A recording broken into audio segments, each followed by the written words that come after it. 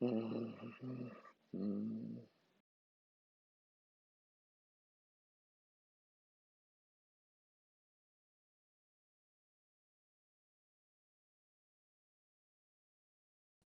voyez? Ok. Donc, l'exercice 7.3.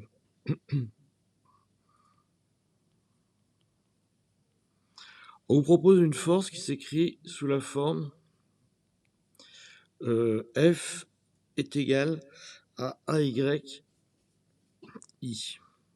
Donc c'est une force qui n'a pas de composante selon Y. D'accord? Donc ça veut dire que dV sur dx est égal à AY. D'accord? Et que dV sur dy est égal à 0. Ok. Donc ça veut dire immédiatement que V est égal à AY plus une fonction de X. D'accord? Donc ça, d'où ça vient? Si vous avez une forme dV sur dy, dV sur, sur dy, dV sur dx qui est égal à y et dV sur dy est égal à 0. D'accord? Vous avez ici une fonction qui n'est que de x. Donc quand vous la dérivez par rapport à y, ça va vous donner ici 0. D'accord? Et puis ici, j'ai oublié un terme, pardon, excusez-moi. Si je dérive par rapport à x, ça doit me donner à y. Donc j'ai une fonction qui est comme ça. D'accord? Maintenant, si je dérive ça par rapport à y, vous voyez que j'obtiens quoi? J'obtiens dv sur dy qui est égal à excusez-moi, à ax plus f' de y. D'accord? Et ça, je veux que ça soit égal à 0. Ça vient de cette équation-là qui m'impose ça. Ok. Et ça, vous voyez que c'est impossible pour a différent de 0. Ok. Or, si a est différent de 0,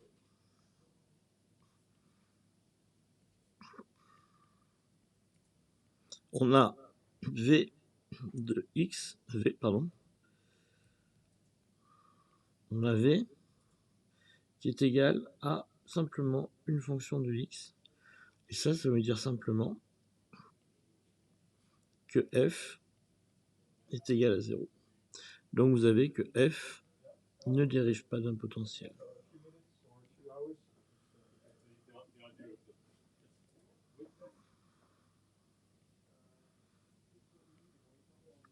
Alors le raisonnement est un petit peu subtil dans ce truc-là, ça veut dire que si vous admettez à un moment que effectivement votre force dérive d'un potentiel, elle a forcément cette forme-là. D'accord? Puisque la dérivée de V par rapport à X donne AY, V est forcément de cette forme-là. Mais si V est cette forme-là, à ce moment-là, ça veut dire que quand vous la dérivez par rapport à Y, si vous voulez obtenir 0, il faut que le préfacteur ici soit nul. Et si le préfacteur est nul, ça veut dire ici que la force est nulle. Et ça, c'est pas possible. D'accord? Maintenant, la deuxième question. Ça, c'était la première. Deuxième question maintenant. On vous dit que la force, maintenant, elle a la forme suivante. Elle a la forme suivante, elle a la forme A, facteur de YI plus XJ. Ok? Donc ça veut dire que le potentiel, lui, il a une forme. Donc la force, elle dérive du potentiel. Donc vous obtenez que dV sur dx est égal à y, et puis que dV sur dy est égal à ax. D'accord? On part toujours de là. Dire qu'une force dérive d'un potentiel, ça veut dire ça. En coordonnées cartésiennes, bien sûr. Et vous obtenez trivialement que V est égal à AXY plus une fonction de quelque chose, donc qui va être une constante. D'accord? Et à ce moment-là, vous vérifiez dans ce compte-là que vous avez bien V dx qui est égal à y. Donc vous vérifiez. Et dv sur dy qui est égal à ax. Pardon, je vais le mettre en noir.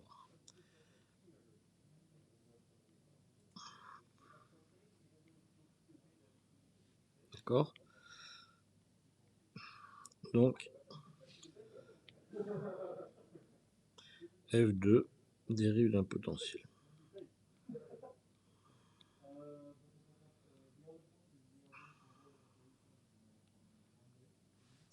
Alors, le troisièmement, alors ça, c'est une propriété très générale des gradients. Vous avez que si F2 et F3 dérivent d'un potentiel,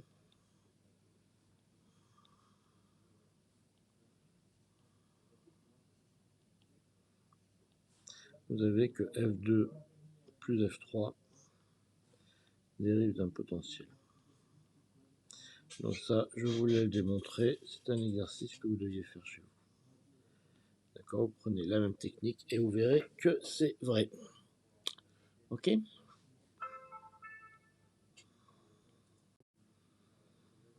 Bien, maintenant, nous en arrivons à l'exercice suivant qu'on vous demandait de faire, qui était l'exercice 7, 7 combien, d'accord? 7.3, c'est celui que nous venons de faire. Donc maintenant, ce que nous allons faire ensemble, c'est l'exercice 7, 8. Donc, l'exercice 7, 8.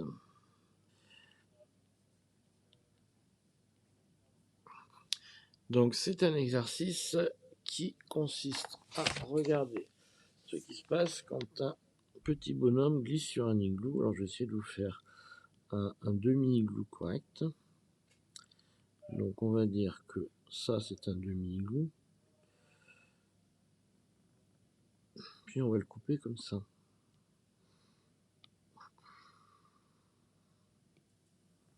Je vais faire ça, je suis con. Un demi-igloo, il a un...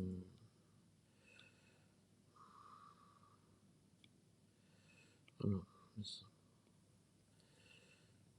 Voilà, on va dire que ça, c'est mon demi-igloo. Et mon bonhomme, ça va être à nouveau un petit rond. J'ai mon bonhomme qui est là. Voilà. Et puis alors on vous dit qu'on repère le bonhomme. Alors je vais le repérer comme ça. Le bonhomme, on va le repérer comme ça. D'accord, il le repérer comme ça. Et comme ça. D'accord, et le repère tout ça. On vous dit que ça fait un angle. On vous dit qu'il fait l'angle θ qui est repéré par rapport à la verticale. Okay.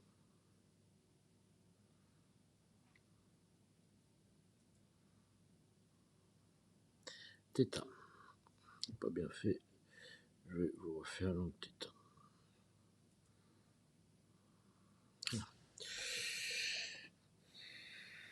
Alors,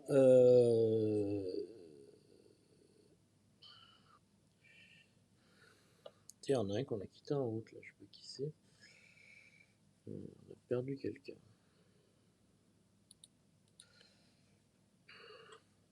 Donc, maintenant,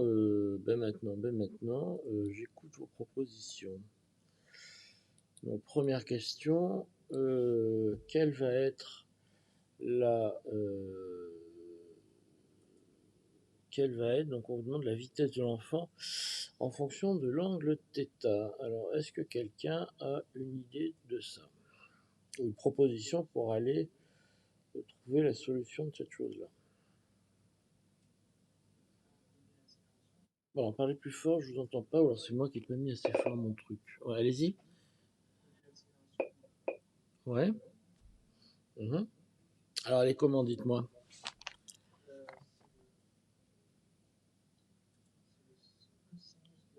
Non, mais on va la dessiner d'abord. Vous la dessineriez comment?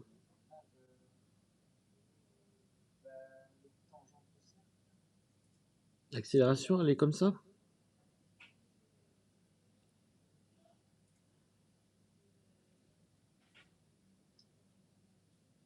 Alors, on va faire un petit dessin à côté, d'accord?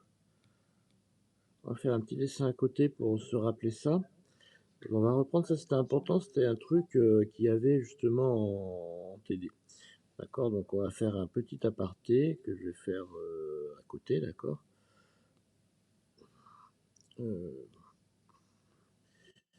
Et puis on va faire justement nos 3 petits ronds, ça c'est important.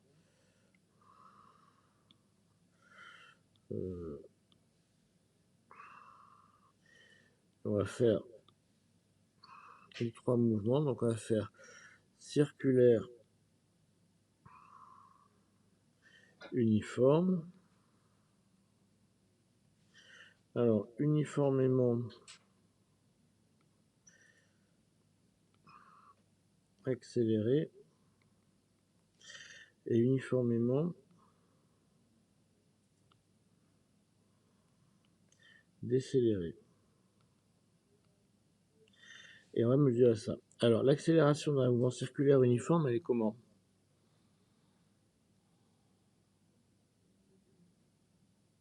Elle est nulle. Alors, je vous rappelle que l'accélération, c'est quoi pour vous? Est-ce que quelqu'un peut me dire comment il définirait l'accélération? Alors, déjà, je vais vous demander simplement, pour vous, c'est quoi la définition de l'accélération? Enfin, là, physiquement, c'est quoi pour vous? Ça représente quoi, je dirais?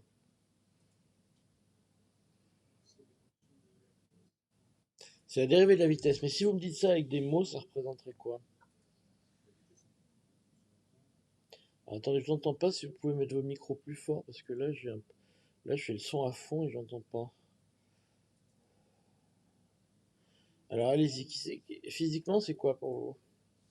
Quand on me dit que c'est la dérivée de la vitesse, ça veut dire quoi?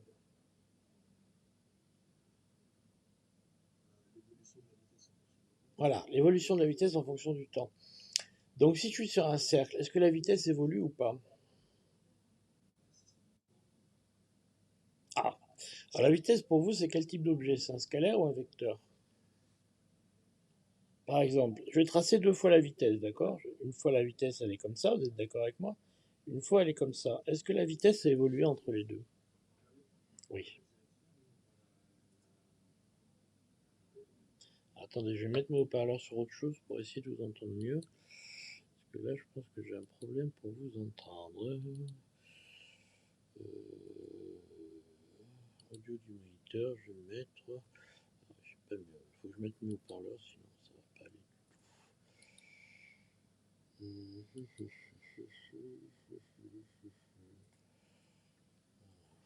Je vais mettre là.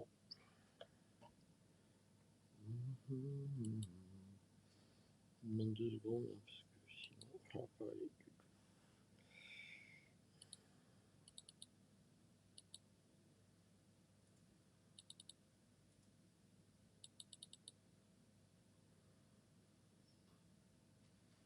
Voilà, ça va aller mieux comme ça, je pense.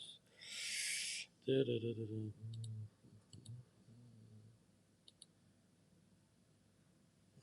me connecter par mes écouteurs, ça sera beaucoup mieux.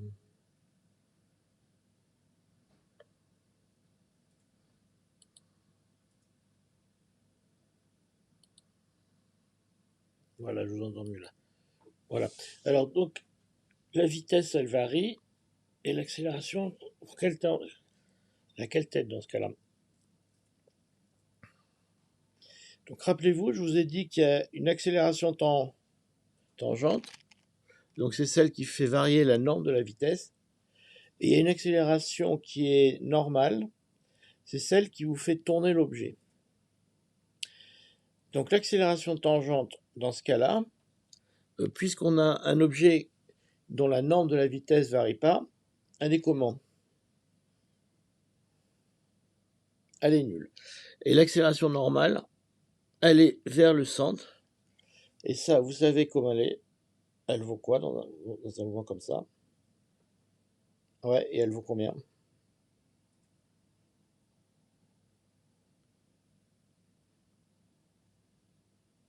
D'accord? Mouvement uniformément accéléré, en faisant le même résistant. L'accélération tangente, elle va être comment?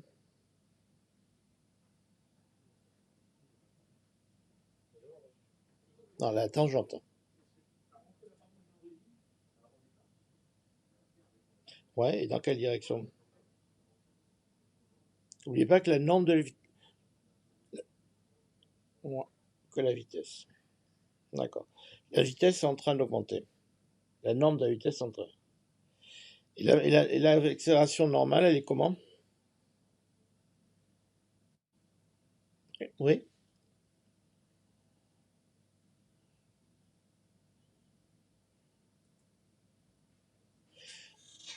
Alors, ce que vous dites est pas exactement vrai parce que, en fait, l'accélération tangente, elle fait ça, puisque la norme de la vitesse augmente. Et l'accélération normale, elle fait toujours ça parce que elle vous fait, le cercle fait la même taille. Donc vous êtes toujours autant tiré au milieu. Par contre, l'accélération totale, elle, effectivement, vous avez raison, elle est comme ça. D'accord? On passe au dernier dessin. L'accélération tangente, elle est comment?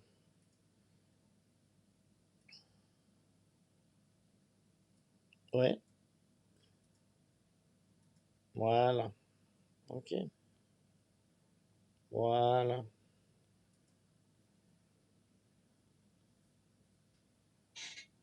Ok. Et la vitesse est toujours vers l'avant, elle. Qui tourne toujours dans ce sens. D'accord? 5 copies sur 75 pour ça. Ça faisait 4 points au total. Ok? Vous faisiez sien, vous avez déjà 4 sur 20. C'est pas compliqué, hein. Ouais. Alors, uniformément desserré. La vitesse, elle va toujours dans le sens, mais elle est de plus en plus petite. D'accord? Donc, la variation de la norme de la vitesse, comme elle diminue de plus en plus, la direction de la diminution, elle est dans ce sens. D'accord? Quand elle accélère, elle est de plus en plus grande. Donc la variation de la norme, si vous voulez, là, elle est de plus en plus grande. Donc là, entre chaque vecteur, la norme augmente de ça. Par contre, entre chaque vecteur ici, la norme diminue de ça. Est-ce que vous voyez ce que je veux dire?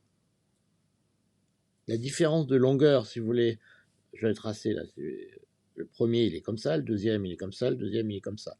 Donc entre chaque vecteur, la norme a diminué de ça, mais dans ce sens-là. Est-ce que vous comprenez? Donc l'accélération est bien dans ce sens, bien que la vitesse soit toujours dans ce sens. Ok? C'est pour ça que l'accélération est toujours bien vers l'arrière. Et l'accélération n'est pas tangente à la vitesse. Dans ce dessin, elle n'était jamais tangente à la. Ok? Il y a la tangente, la normale et l'accélération totale. Et ce qu'on vous demandait de dessiner, en fait, alors là, j'ai pas mis. Ouais, c'était la vitesse, l'accélération. Donc, on vous demandait de représenter ça, ça. On vous demandait pas de décomposer en vecteur normal et tangent. On vous demandait juste ça, l'accélération totale. Ça et ça. Voilà. Et on notait sur. Le total, c'est 4 points, je crois. Et avec le dernier exercice sur la géostationnarité, ça faisait 4 points. Alors, multiplié par le coefficient correcteur, ça devait faire 5 points, à peu près. Un quart de la note, que vous aviez un quart de la note à peu près. Et puis si vous rajoutez encore l'exercice avant, on vous demandait de faire R point égale 0, θ point égale 0, c'était constant au poids, vous aviez 5 points des brouettes. Quoi. Voilà. Donc c'est pour ça que j'ai du mal à comprendre ceux qui ont moins de 5. Quoi. Mais bon, ça, manifestement, il y avait un truc fondamental que vous n'avez pas compris. Bon, donc si on en revient à notre exercice d'avant, là, donc on se retrouve là. Donc on va essayer d'appliquer ça et me dire comment est l'accélération.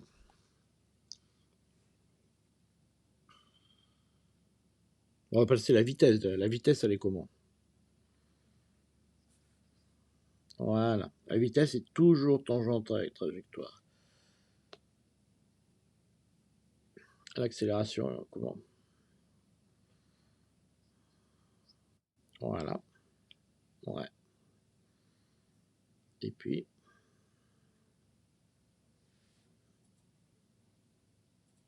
tout à fait. Voilà, vous avez compris le jeu. Donc l'accélération totale, elle est vaguement comme ça. Ok. Voilà, donc vous ne pouvez surtout pas la mettre comme ça. Il y a une accélération tangente. Bon, ben c'est parfait. Attendez, je vais couper mes notifications. Pas tout à fait d'accord avec vous parce que il y en a un des deux dont vous connaissez très bien la norme, c'est lequel?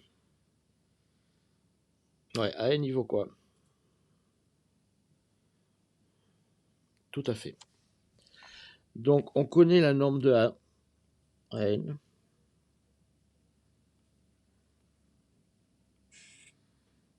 Alors attendez, on va pas l'appeler N, on va l'appeler L. D'accord? Parce qu'on aura besoin de L plus tard, de R plus tard. Donc on va l'appeler V carré. Or vous, ce que vous cherchez, c'est ce VR. D'accord? Alors c'est toujours le même jeu. Il faut trouver ce V autrement. Il faut trouver une autre façon d'exprimer V, et là on a gagné. Alors à votre avis, comment on peut trouver V autrement?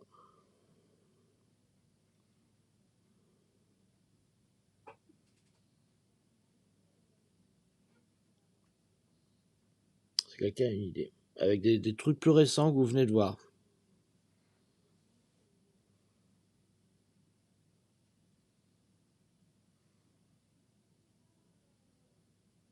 Il n'y a pas une considération, par exemple, sur l'énergie qui va vous aider?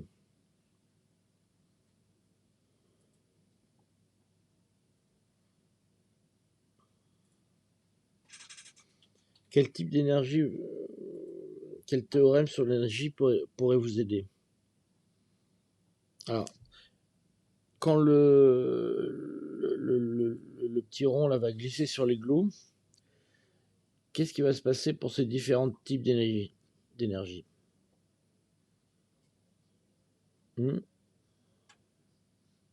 Voilà, exactement. Donc ça s'appelle le théorème de... Je ne sais plus lequel d'ailleurs. Voilà.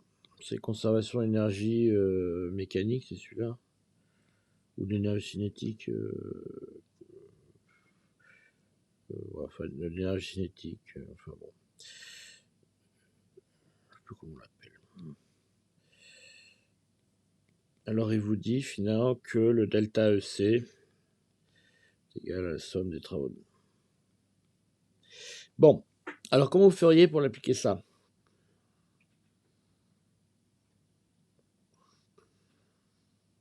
Ça veut dire quoi pour vous ce théorème maintenant? Alors mettons, on va appliquer ça. Il donne des noms quoi. On va appeler ça. Il part de 0 et il est en θ. Quand on indexe comme ça. Alors.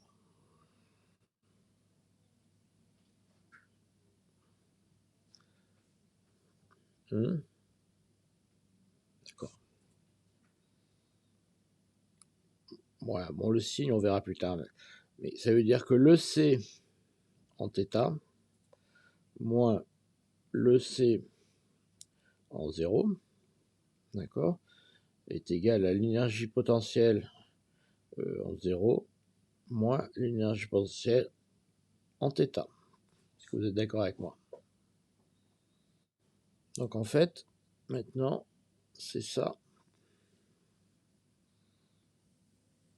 et ça qui vont nous être utiles. Ok. Voilà. Donc, on va repasser, c'est évident. C'est quoi?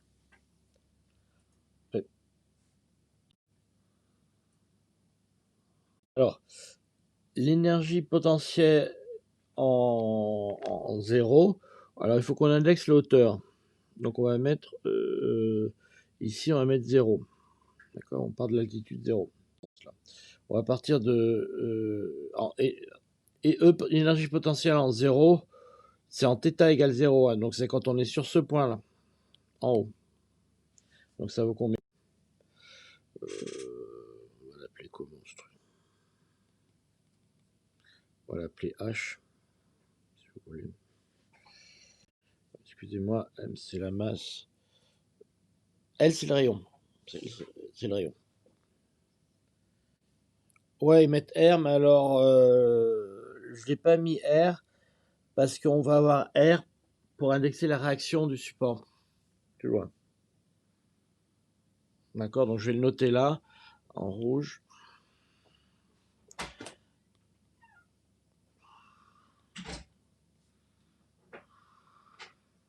Parce qu'on a toujours ce problème dans ces exos, et si on indexe ici R, on n'a plus le R pour la réaction, ce qui est plus intuitif quand même, le R pour la réaction. Donc l'énergie potentielle en θ, c'est combien? Ça, c'est égal à l'énergie cinétique. On vous détaille. Donc je refais mon petit dessin, mais on va à la limite, on va, bon, si on va pas le refaire. Donc, EC en θ, c'est égal à quoi?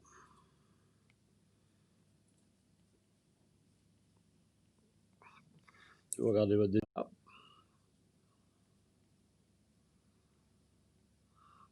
EC en 0. Tout à fait. Et alors, donc c'est quoi?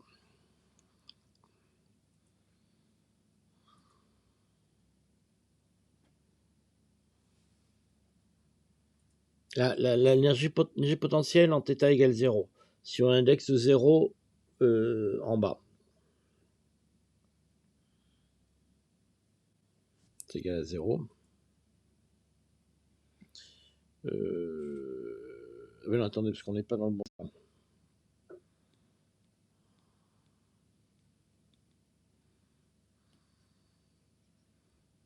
Ouais, ça vaut quoi? Mg quoi? Mg fois L, ouais. Que le rayon va en avoir besoin.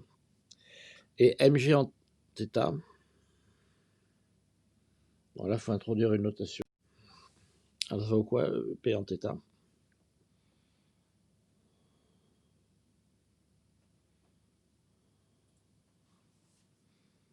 Allez-y.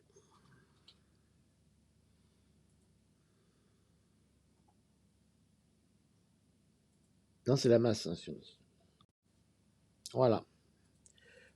MGH. Et on a dit que en L.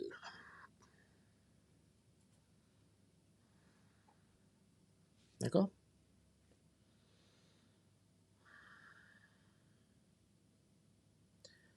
Ben là, c'est un peu trivial hein, maintenant.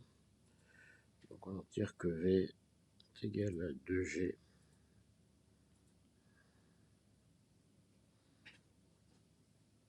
Ok? Alors, on n'a pas tout à fait fini notre exercice. Parce qu'on peut exprimer, en fait, H en fonction de L et de θ. Je vous refais mon petit dessin.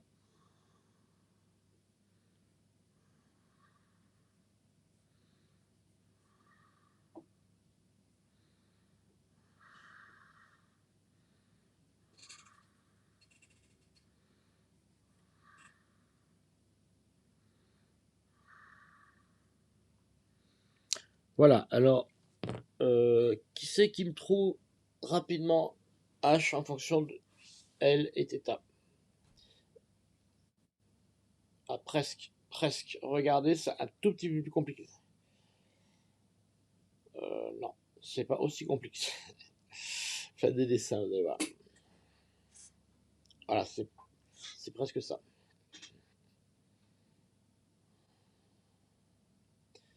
L facteur 2. Je crois que vous aviez bon. Ouais.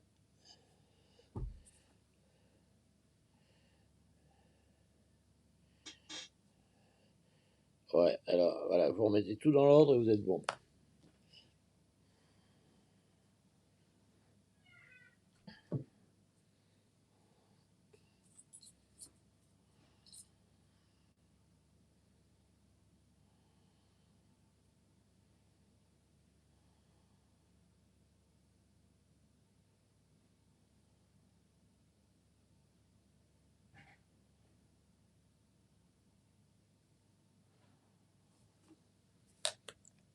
C'est 1 moins cos θ.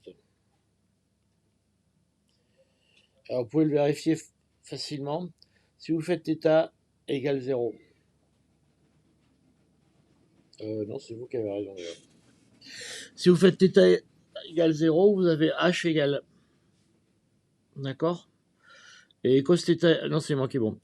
Cos θ. Θ égale 0. Ça vous fait cos θ égale 0. Et donc ça fait h égale L. D'accord. Donc h est θ h égale L facteur de 1 moins cos θ. Donc cos θ égale 0, ça vous fait h égale L. Est-ce que vous êtes d'accord avec moi? Parce que cos θ, si vous mettez cos θ moins 1, vous faites θ égale 0, vous trouvez L et h égale moins L. C'est un peu gênant. Alors, pour ceux qui... Est-ce que tout le monde a suivi ou est-ce que vous voulez que je détaille? Allô? Si vous dites rien, je fais pas le détail. Ouais. Ouais, je vais vous montrer. Hein.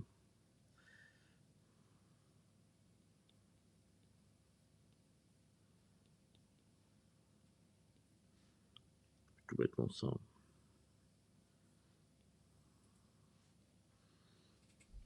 Donc ça fait 2 GL si vous partez tout en haut.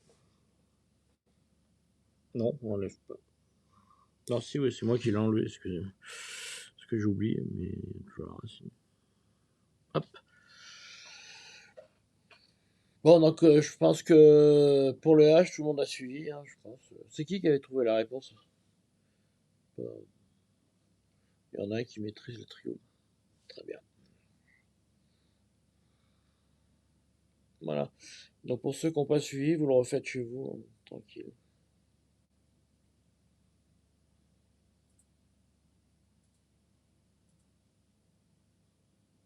Ah ouais, bien sûr. Ah ouais, pas de souci. Ils sont tous. Normalement, ils y sont tous, hein, tous les TD. Ah ouais? Ben, je vous le mets. Ah non, celui de l'année dernière, il y a eu un problème de son. C'est pour ça que je les ai pas mis. C'est vrai que là, celui-là, il est bon. Ben voilà, on a répondu à la question 1. Donc la question 1 était beaucoup. C'est un grand classique. Bon, alors le 2, donc on vous demande sur la réaction du support. Donc là maintenant on est parti en plein truc sur la dynamique quoi. Donc ce qu'on va faire c'est que maintenant on va faire ce que je vous conseillais, c'est-à-dire qu'on va simplement faire un dessin où on oublie tout le problème de l'igloo. Et on va faire juste un repère. Alors je vais vous le faire en détail quand même. Hop. Avec ici mon petit bonhomme. Et alors je vais le décaler un peu. Et je vais faire les forces. L'accélération.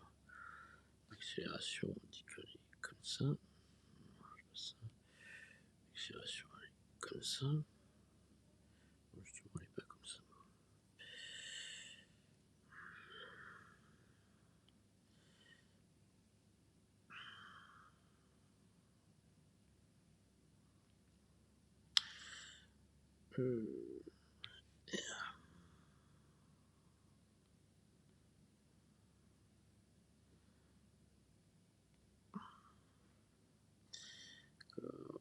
J'ai quoi encore comme truc et tout. Et puis j'ai ici la vecteur, j'ai ici à tangent.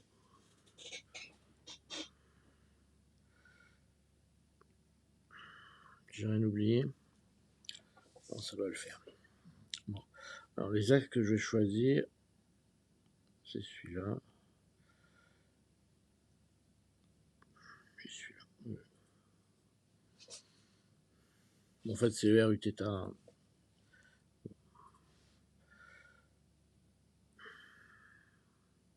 Donc ça, c'est l'étape 1 de mon raisonnement. Je vous dis toujours. Étape 2, je fais un axe où j'oublie toutes les histoires de RUθ.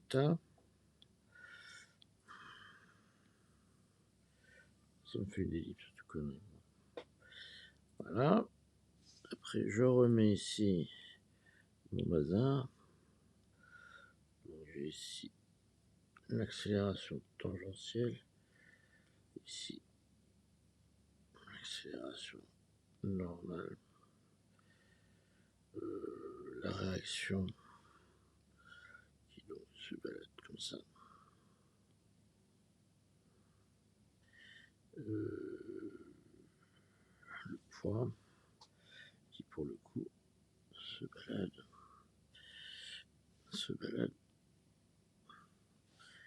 ça,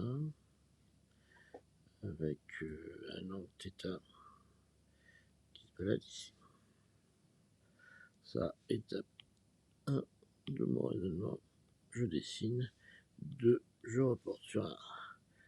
3, je vais utiliser toutes mes forces.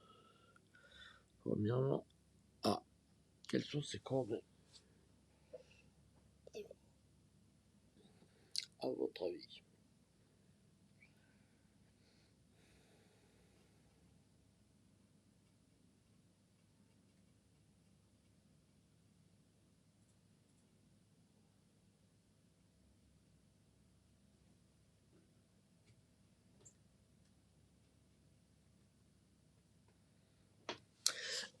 Alors, qui a une réponse?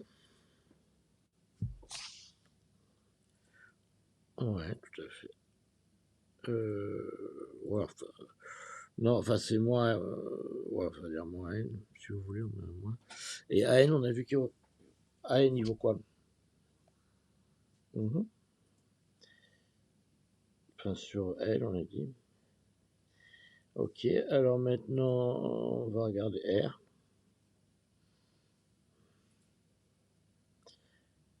Alors, R, vous mettez quoi?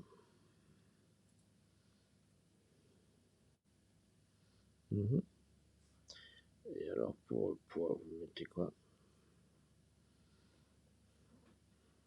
Ah, c'est la clé d'Athénia.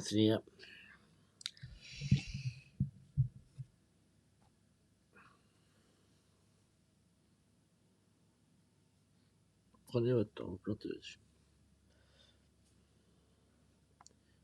C'est qui parle là? C'est Léa. Mademoiselle. Faites un dessin dans votre. Prenez votre temps. Ouais, prenez votre temps. C'est Léa Blache? Ah d'accord, bonjour Mademoiselle Blache. Allez-y. Ah si, un petit micro qui bouge, je qui parle. Voilà, gagné. Vous voyez, prenez 2 minutes, c'est bien. Mais bon, l'autre c'est MG Cos. Enfin, il y a moins. Parfait. Bon, ben. Voilà, donc c'est pas compliqué. Alors, ça fait 0, vous voyez, et ça fait. Là, c'est bon.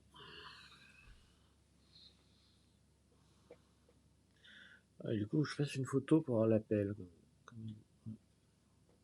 La perte au feu. Il y a l'effet partiel qui est passé.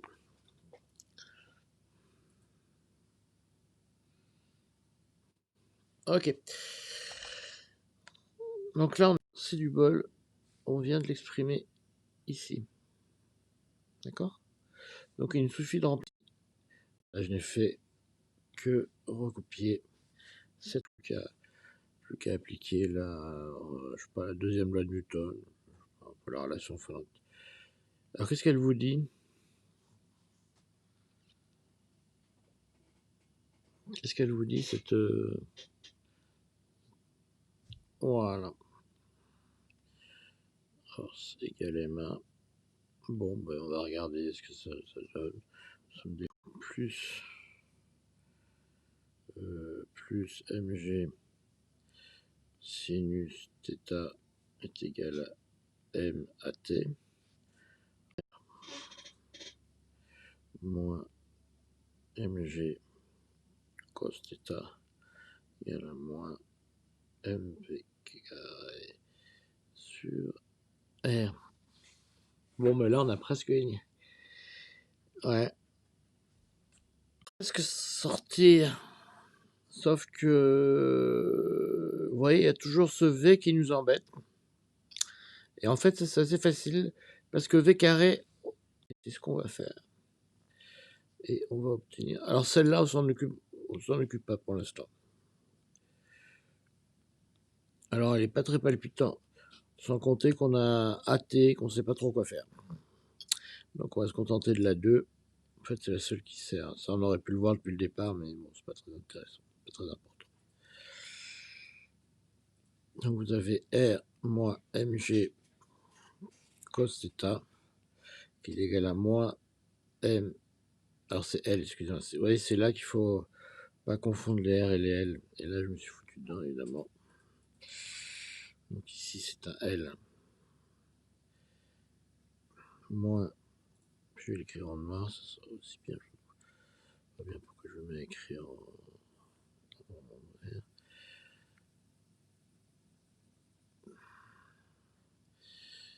C'est moins mv carré. Pardon.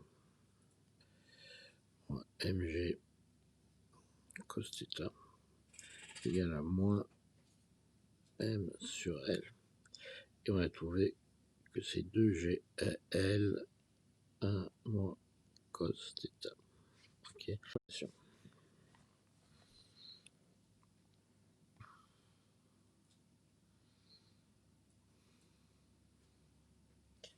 Évidemment, j'ai oublié le R.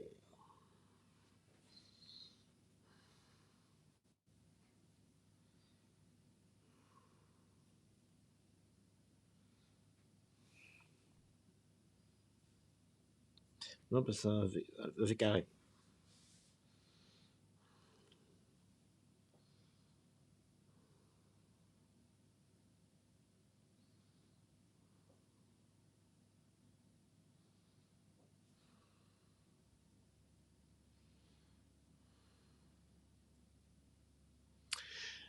Et alors là, vous avez un truc à reconnaître pour que on a un décollage pour R égale. Alors ça, c'est quelque chose de très classique. Vous êtes sur le tant que vous êtes sur le sol a une réaction sur vous. Si vous appuyez sur le sol réagit. C'est le principe d'action et de réaction. Donc quand vous commencez à décoller, vous n'appuyez plus sur le sol et du coup le sol cesse d'appuyer sur vous. Donc le critère de décollage, c'est que R égale 0. Et si R égale 0, vous obtenez que mg cos θ est égal à m sur L fois 2gl, facteur de 1 moins cos θ. Et là, il y a plein de choses qui se simplifient. Vous voyez qu'il y a le m, le g, le m, le g, et puis le L s'en vont aussi. Et vous obtenez finalement que cos θ est égal à 2 facteur de 1 moins cos θ. Ok. Et ça vous donne simplement que 0 est égal à 2 moins 3 cos θ, ce qui vous donne simplement que cos θ est égal à 2 tiers. Et alors, ce qui est absolument remarquable dans ce résultat, c'est que tant que vous n'avez pas de frottement, ce résultat est absolument universel. D'accord. Alors, cos θ égale 2,3. Alors, combien ça fait ça? Alors, attendez, on va regarder un peu ce que ça fait. C'est bon pour tout le monde? Alors, cet angle universel, la question, il vous demande, ce point se trouve-t-il plus haut ou plus bas si on avait des frottements? Alors, est-ce que quelqu'un a une idée?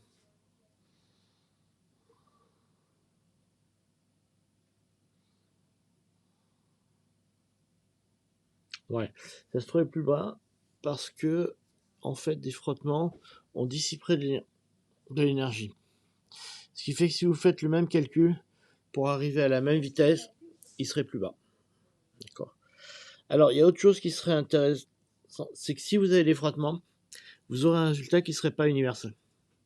Parce que le frottement, il dépend de la réaction normale, et donc il va dépendre de la masse. Et donc, vous aurez un système qui ne serait plus indépendant de la masse. Et vous aurez un point de décollage qui va se mettre à dépendre, qui ne serait plus universel, qui va dépendre de la masse. La deuxième chose qui est intéressante dans cet exercice, c'est d'abord que vous avez une chose qui est paradoxalement extrêmement compliquée à calculer, c'est au bout de combien de temps il va se mettre il va décoller. Parce que c'est un mouvement, vous voyez, qui en fait, paradoxalement, il va partir très lentement et il va accélérer le long de la trajectoire et normalement il décolle. Et vous voyez qu'il a une accélération, enfin son mouvement, si vous cherchez vraiment l'équation V de t, c'est-à-dire la dépendance en temps et pas seulement le moment où il décolle, c'est quelque chose d'assez compliqué. C'est pas quelque chose de simple. D'accord? Là, le théorème de l'énergie cinétique, il vous sauve.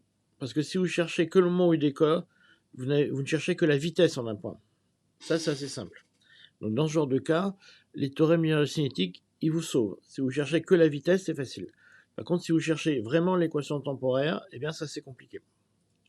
Le troisième point que je voulais vous mentionner sur cet exercice, c'est qu'il y a un paradoxe, c'est qu'en fait, il y a quelque chose de violemment faux sur cet exercice. Alors, est-ce que quelqu'un a vu le paradoxe de l'exercice? Non? Ben, c'est simplement que si vous mettez le bonhomme exactement en haut de l'igloo, qu'est-ce qui va se passer? Il ne va pas bouger.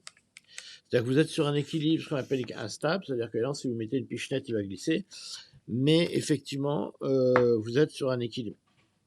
Donc, il n'y a aucune raison que le bonhomme bouge. Ok. Donc, il va rester là.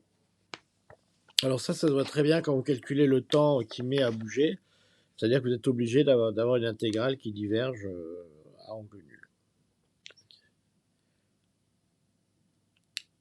En fait, il paraît qu'une vitesse négligeable, c'est pour relever ce paradoxe.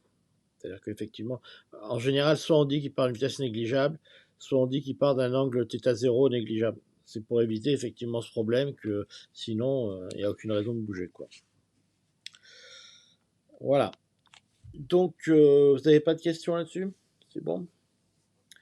Bien, nous allons maintenant passer à l'exercice 7-10, qui est sur le potentiel de Lennard-Jones. Donc ça, c'est un truc, c'est extrêmement connu.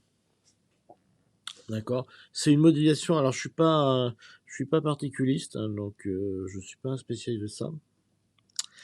Mais c'est un modèle très connu parce que, en fait, ce qu'on modélise avec le Lennard-Jones, c'est le fait que quand vous avez une molécule, vous avez de toute façon un potentiel attractif. Enfin, c'est plutôt la chimie, ça d'ailleurs. Vous avez un potentiel attractif pour que de vos molécules, ça s'attrape, ça tire, c'est clair, qui est assez fort. Par contre, évidemment, elles ne vont pas se toucher. Et donc, vous avez à courte portée un potentiel répulsif qui est extrêmement fort. Okay. Et en fait, c'est pour ça qu'on le modélise avec deux lois de puissance, avec des puissances très différentes, de telle façon à rendre compte de la très forte divergence un modèle court. Et en fait, c'est un peu fait avec les mains, c'est un peu construit comme ça. Donc on vous propose ce potentiel qui a une forme en 1 sur R12 moins 1 sur R6. Alors ne me demandez pas pourquoi, hein, c'est le potentiel énergétique. Voilà. Et donc on vous demande de travailler un peu avec ce potentiel. Et l'idée c'est d'assez intuitivement de vous faire comprendre ce qui se passe dans un puits de potentiel en fait. Parce que ça c'est très important dans les problèmes de liaison, parce que c'est ça qui se passe. Ok. Donc je vous laisse réfléchir un peu à la question 1 et puis 2, puisque c'est deux questions extrêmement simples. Ok. Alors, qui c'est qui a réussi tout ça? Pourquoi je me vois là, moi?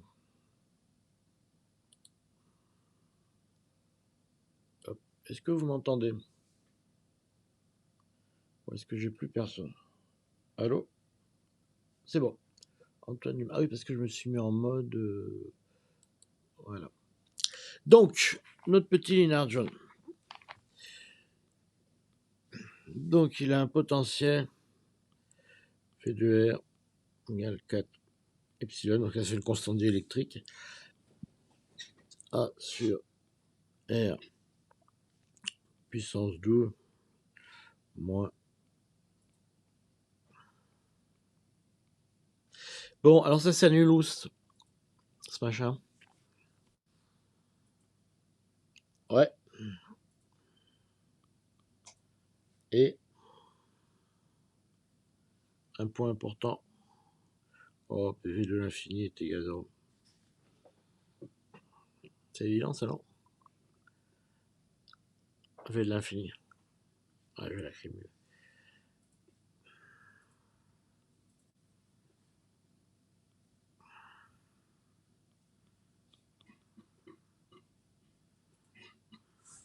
Ça, c'est important, comme. Parce que ma molécule, quand elle part à l'infini, elle voit un potentiel nul. Alors, deuxièmement, la dérive, vous y êtes tous arrivés? Bon. Alors, dv sur dr 4 epsilon. Et puis ici, j'ai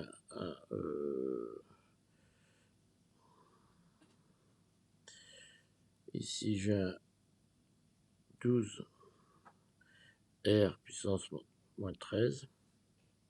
J'ai un moins 12 R. 13 d'ailleurs.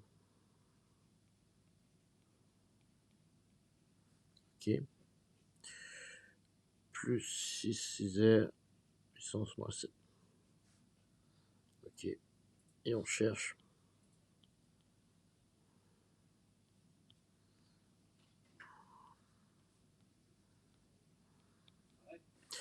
Alors là, on peut factoriser des choses. Factoriser le R moins puissance R. D'accord. Il me reste un 6. Moins. On peut même factoriser le 6 d'ailleurs. Ça nous fait un 24.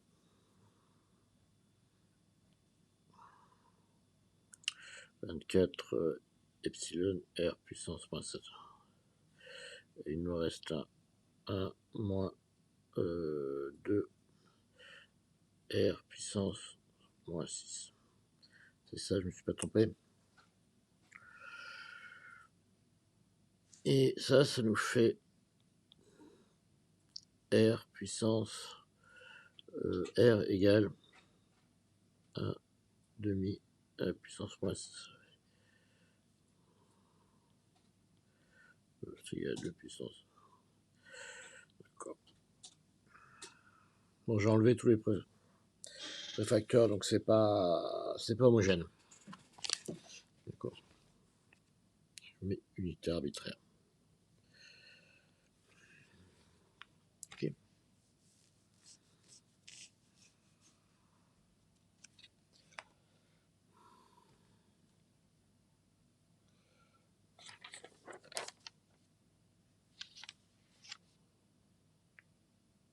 Ah non, excusez-moi, je dis une bêtise. C'est 2 puissance 1 sixième.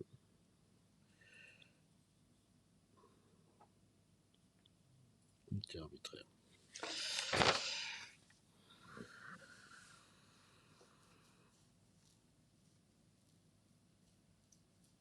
Voilà. Donc en fait, si vous regardez le schéma qu'il vous propose, vous avez les 2 points au C. Donc quand vous allez très loin à l'infini, et quand vous avez un point d'intersection près de la molécule. Ok. Ça, c'est... En fait, et vous avez le trou au milieu. D'accord. Donc c'est ce qu'on vient de calculer. La question 1, c'est les 2 points où le potentiel est nul, donc à l'infini, et puis près de l'origine, et le trou au milieu, qui est le minimum du trou du puits de potentiel. Ok.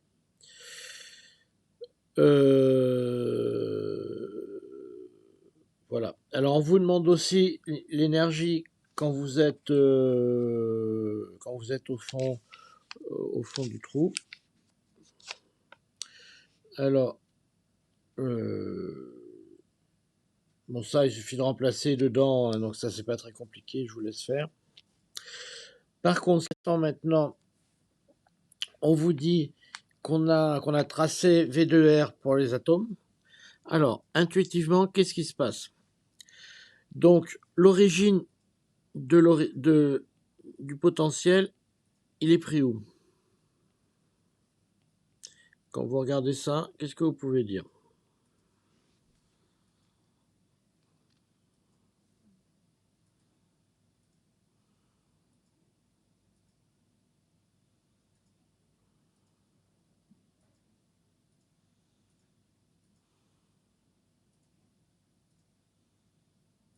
À votre avis, l'origine du potentiel, c'est quoi pour vous?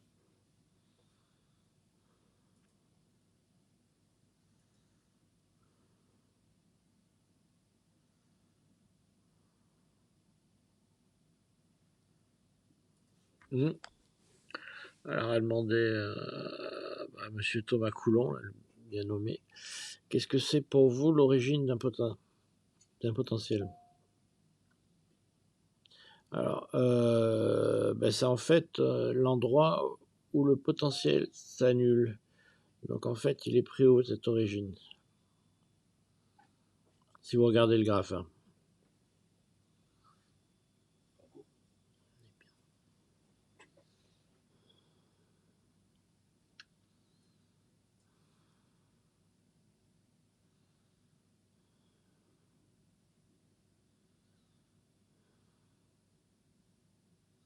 Regardez le graphe. Où c'est que le potentiel est pris de nul?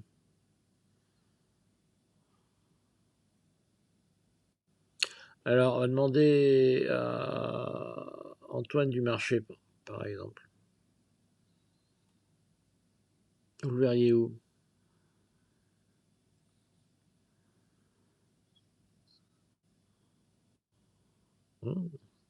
Voilà, exactement. Donc, il est pris nul en l'infini. D'accord? Parce que vous avez V de l'infini qui est égal à 0. Ça, c'est l'origine des potentiels. Ok.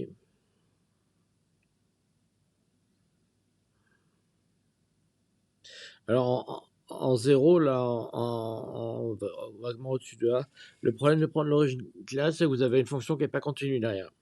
Donc, c'est pas une bonne origine de potentiel. Alors, là, une question un peu plus compliquée. Où c'est que c'est attractif? Où c'est que c'est répulsif? Alors, comment répondre à cette question? Alors, comment on reconnaît un potentiel attractif d'un potentiel répulsif? Alors, on va demander ça à qui j'interroge là? Monsieur Clément Delorme.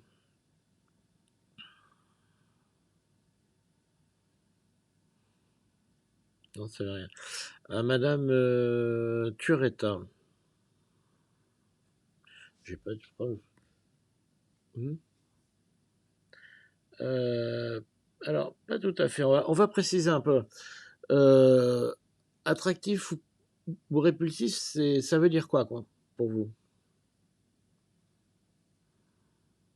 Attractif, je veux dire, ça, en français, ça veut dire quoi? Tout à fait. Et donc, si ça attire, ça veut dire quoi? Qu'est-ce qui fait que ça attire? Euh, Alors ça peut être le cas, mais on va regarder quelque chose de beaucoup plus simple.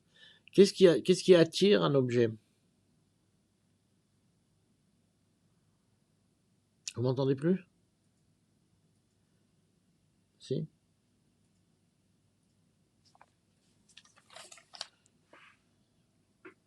Ouais, et donc c'est... alors si on est encore plus... Alors je suis d'accord avec vous. Donc qu'est-ce qui attire deux objets entre eux, simplement? Oui, ou leur force. Il y a une force entre eux, d'accord? Donc si on prend deux objets chargés, ce qui est le cas d'une molécule, de deux atomes, c'est quelle force qui va agir? Ouais, la force électrique, le champ électrique, d'accord? Donc, la question qu'on pose, si on veut qu'un potentiel soit attractif, c'est est-ce qu'il est capable, est-ce qu'il crée un champ électrique entre les deux atomes, entre les deux particules, mettons, et on va regarder si ce champ électrique est attractif ou répulsif. Donc, est-ce que le potentiel est attractif ou répulsif? Alors, comment je peux savoir si le champ que je crée va être attractif ou répulsif par rapport au potentiel?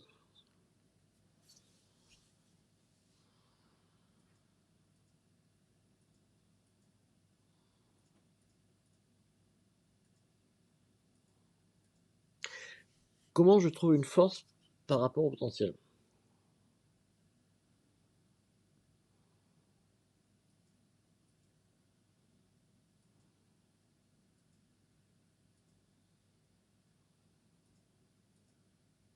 Par définition, la force électrique, c'est une force conservatrice. Donc, comment je trouve la force par rapport au potentiel?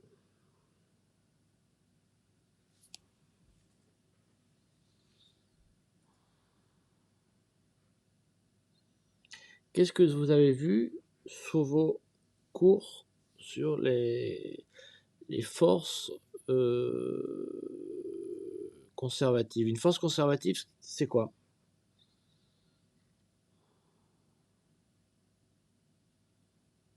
Hum, Ça, c'est très vrai. Et mathématiquement, qu'est-ce qu'on a vu? D'ailleurs, on vient de le voir au début du TD quand on cherchait si f dérive de quoi? Vous savez ce qu'on a vu dans les exercices 7.3 par exemple. On cherchait si f dérive de quoi? D'un potentiel. Alors inversement, là on vous donne le potentiel. Ok? Et vous cherchez f. Ok? Donc,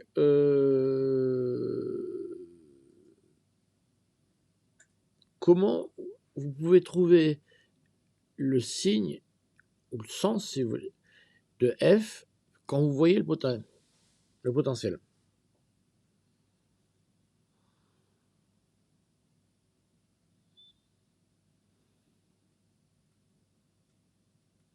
Pour vous, dériver d'un potentiel, ça veut dire quoi? Enfin, simplement, en termes mathématiques, ça veut dire quoi?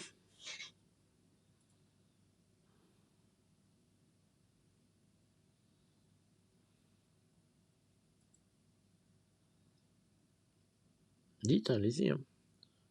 Jetez-vous à l'eau.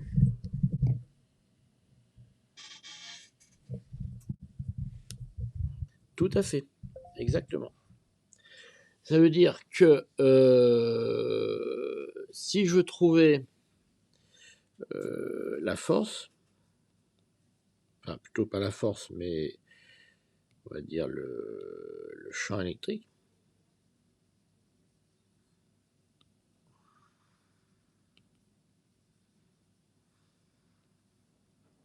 j'ai ici mon potentiel. Qu'est-ce qu'il faut que je regarde? Qu'est-ce qu'il faut que je trace?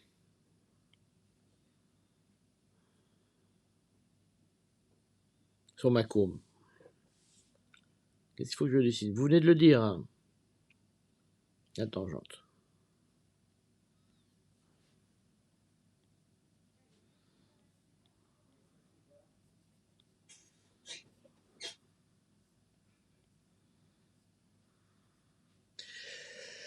Et alors, le signe de cette tangente, il me donne quoi?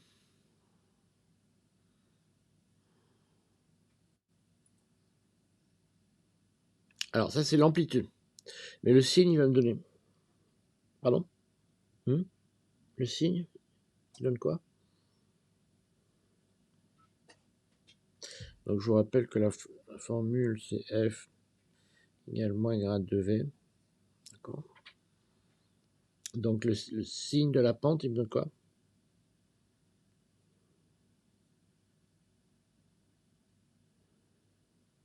Je vais vous le dire, si vous ne connaissez pas cette notation, c'est moins dv sur dx.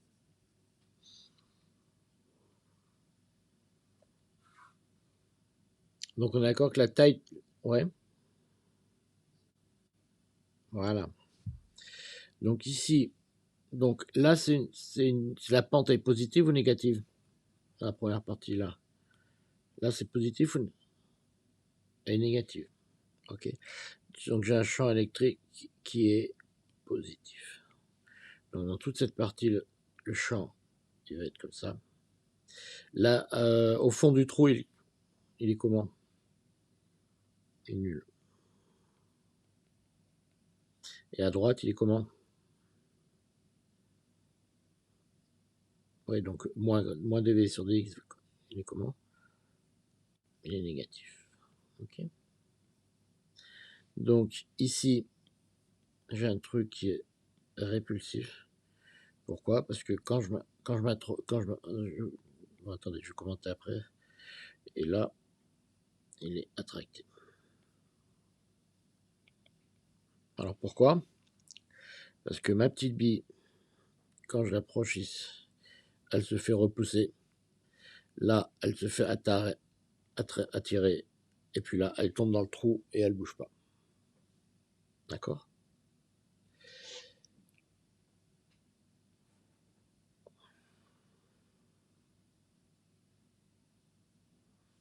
Ok. Donc ça, c'est la réponse à la question 4. Donc, je pars de A. Les atomes, ils vont se casser la figure. Le problème, c'est comme ils ont beaucoup d'énergie, ils vont remonter là et ils vont finir à l'infini. Donc ça, c'est la première question. Je vais vous mettre en vert.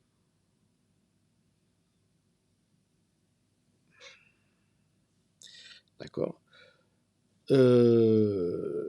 S'ils partent de la position B,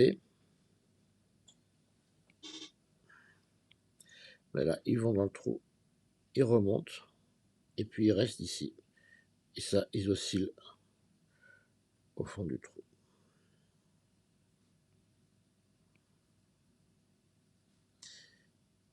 Alors ça, c'est ce qu'on a, c'est dû aux conservations de l'énergie mécanique.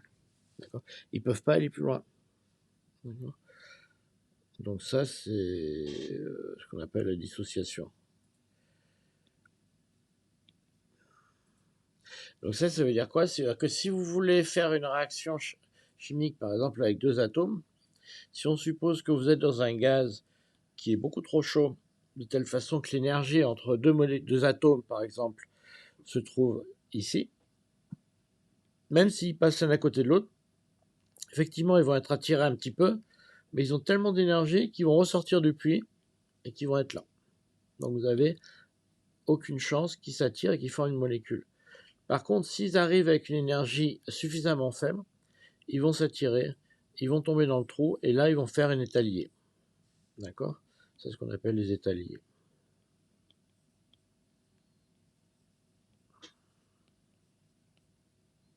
Bon, ça, c'est les modèles les plus simples. Okay.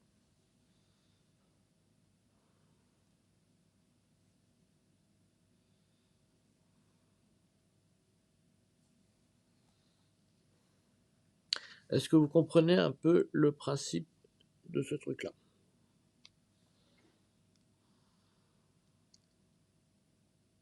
Bon, c'est assez avec les mains, mais ça vous rend bien compte de ce qui se passe. Alors, en général, le problème, c'est que ça, c'est extrêmement sépifié. Parce que, en général, avant le trou, ici, vous avez une bosse. C'est pour ça que beaucoup de réactions en chimie, il faut quand même chauffer, parce que vous avez un trou, mais pour l'atteindre, il faut passer la bosse. Donc, vous avez intérêt à chauffer. Et ce qu'il faut, c'est que vous chauffiez suffisamment pour passer la bosse, mais pas trop pour qu'il ne repasse pas la bosse dans l'autre sens. Alors, ce qu'on vous dit maintenant, c'est à l'état fondamental, les atomes sont à position d'équilibre stable et forment une molécule. Donc, ils sont dans le trou. Donc, l'énergie pour les séparer,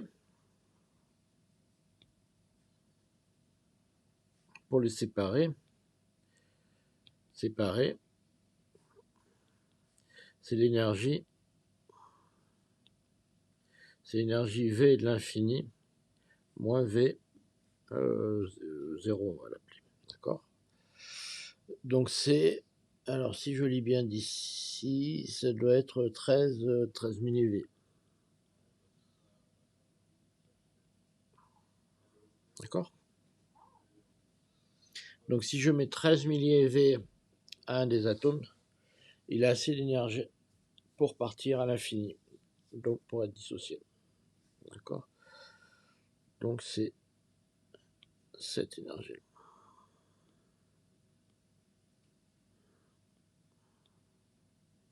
Ok? Ouais.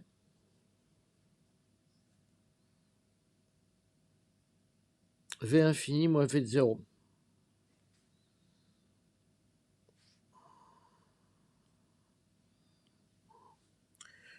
V de 0. Moi, je vais appeler V de 0 l'énergie au fond du trou.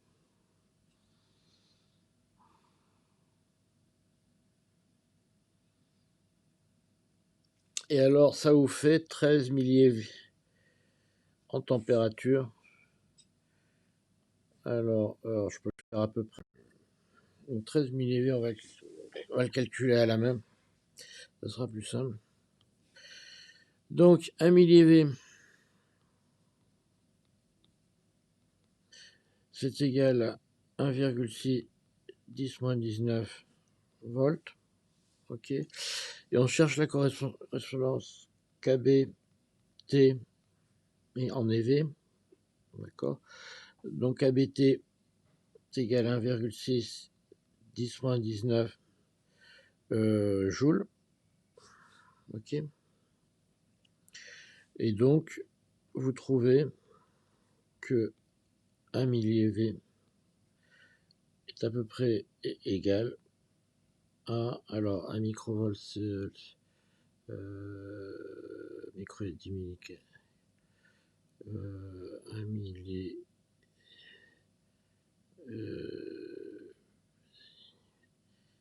c'est 10 K. Ok, 10 K. Donc vous trouvez que 13 milli, c'est à peu près 130 Kelvin. Voilà.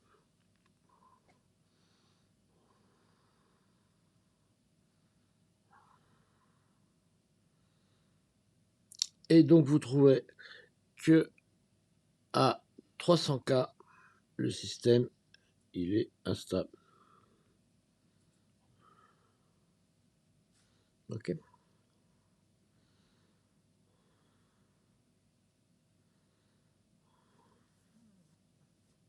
Donc tout que vous pouvez retenir, c'est que 300K, c'est 25 millieV.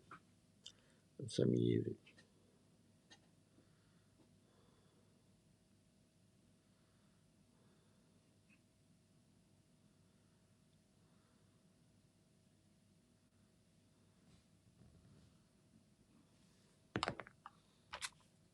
Qu'est-ce que j'ai foutu de mon truc?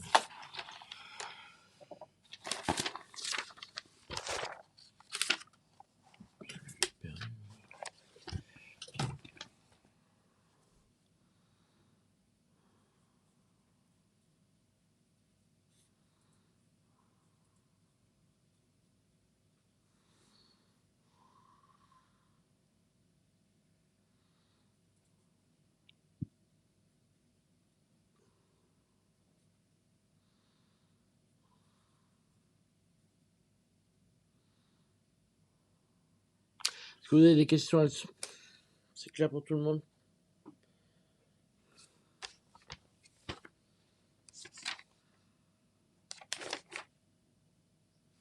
Ça va? Bon.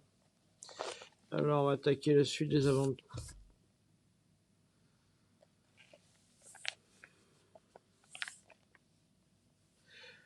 Alors, nous allons faire le 7-6.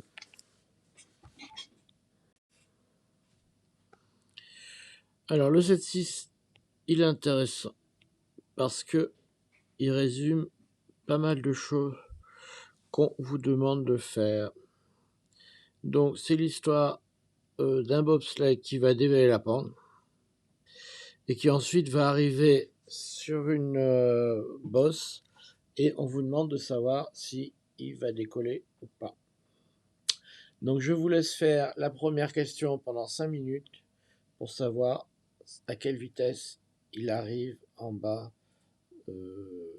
pas tout à fait en bas d'ailleurs, au sommet de la bosse en B. Bien, alors qui c'est qui a une idée pour faire ça?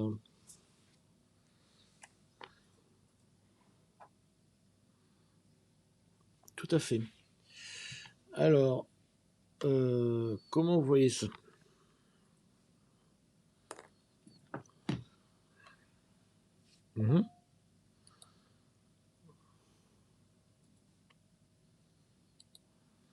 Voilà, alors allez-y, je vous écoute.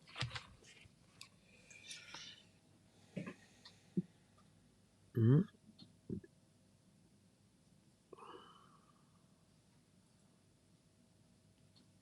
Mmh. Tout à fait. C'est ça, je vous êtes d'accord avec ce que j'écris. Ok.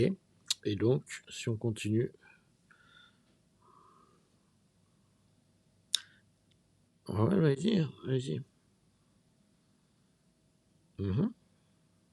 Allez-y.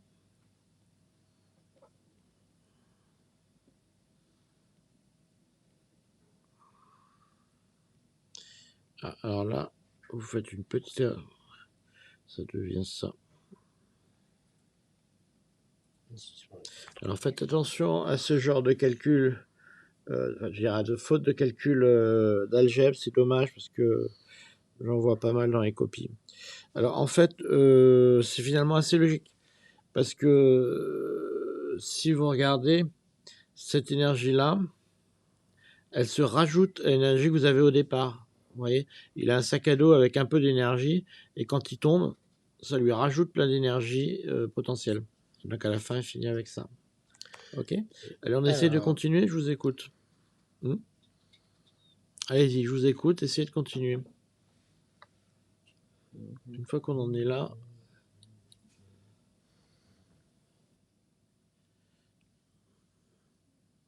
Ouais, on en est là. Tiens, M. Ouais. On va l'appeler comment? H2A.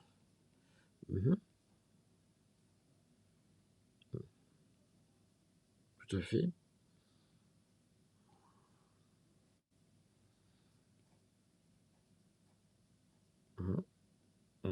Et de l'autre côté, on a un demi.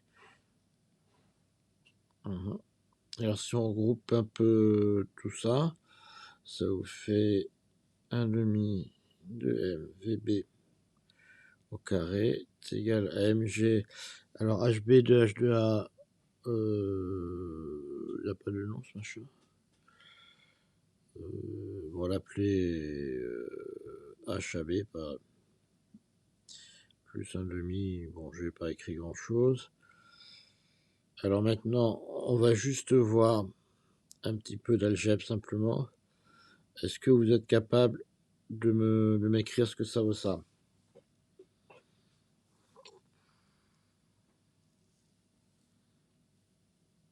Tout à fait, donc ça me donnerait quoi? On va passer le V là devant, tant qu'à faire, ça sera plus joli.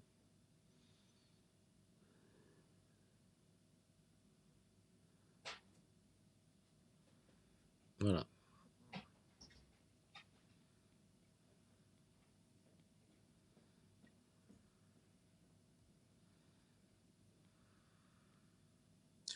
Puis dans les trucs, on va mettre le racine carrée, ce sera plus court. Non, mais c'était juste pour faire joli. Ok. Voilà. Donc je vous félicite. C'est très bien.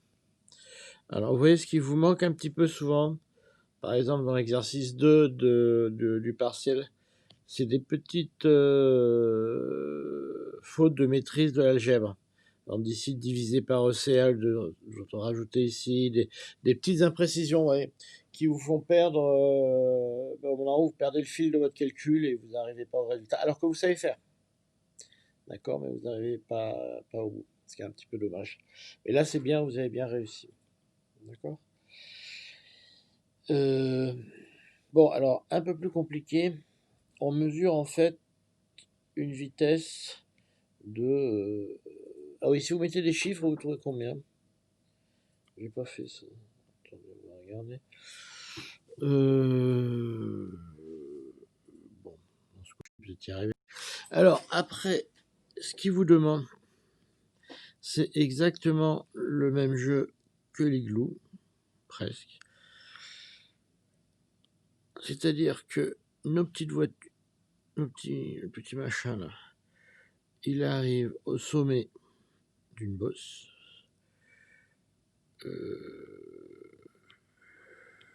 Deux rayons. Alors, mais toujours le même problème. On va l'appeler.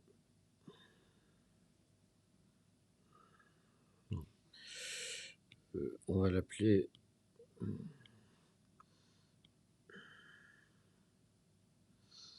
On va l'appeler L, le rayon, parce qu'on va avoir besoin de R plus tard. Voilà. Alors, je vous rappelle qu'en fait, le truc, il a fait tout un merdier. D'accord. En fait, il est remonté là-bas. Enfin, il a fait tout un merdier. Question, est-ce qu'il décolle? D'accord. Donc, c'est pas très compliqué à répondre à ça. Si, alors, deuxième question. C'est la troisième question. Donc, deuxième question. Calculer le travail. Alors, j'ai enlevé mon truc, excusez-moi. Calculer le travail des forces de frottement lors de la descente de A à B et comparer sa valeur au travail du poids, sachant qu'il n'arrive à 105 km/h. Alors, qu'est-ce que vous pensez de ça? Comment vous attaqueriez ce problème?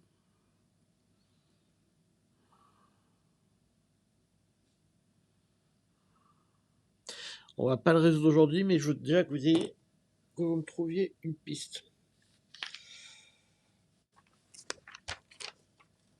Tout à fait. Et vous le feriez comment?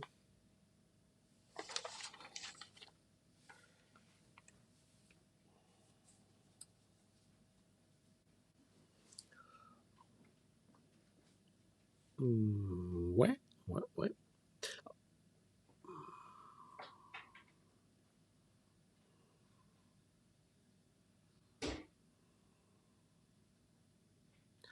Alors, c'est presque l'idée. L'idée, c'est que la variation d'énergie cinétique est égale à la somme des travaux d'effort. On est d'accord avec ça. Mais dans les travaux des forces, il peut y avoir des forces conservatives et des forces non conservatives. Pour l'instant, on a tenu compte que des forces conservatives, c'est-à-dire l'apesanteur. Maintenant, on vous dit qu'il y a aussi une force non conservative qui est les frottements. Donc, le problème, il est extrêmement simple. Il suffit de dire, finalement, la variation d'énergie cinétique, c'est la variation du travail du poids, celle-là je la connais, plus le travail des forces de frottement que je ne connais pas. Donc comme j'ai la variation d'énergie cinétique que je connais, la variation d'énergie de pesanteur que je connais, Eh bien, je trouve très simplement la variation, le travail des forces de frottement. D'accord? Donc, c'est ça qu'on vous demande de faire. Et ça, c'est assez évident. La troisième question consiste à dire, maintenant, j'ai un bobsleigh qui roule à une certaine vitesse, il passe sur une colline qui a une forme circulaire, qui a un rond, et en haut, il a une vitesse qui vaut VB. Est-ce qu'il va décoller ou pas? Donc je vous rappelle qu'il suffit de calculer si la réaction est plus positive ou nulle, et nous on cherche le moment où la réaction cède. Voilà. Est-ce que vous avez des questions sur ce qu'on a fait aujourd'hui? Non? C'est bon. Bon, je pense que vous avez tous pris connaissance de vos notes de partiel. Donc, il y a un corrigé sur Moodle que j'ai fait, sur lequel vous pouvez poser des questions. Je vous remercie.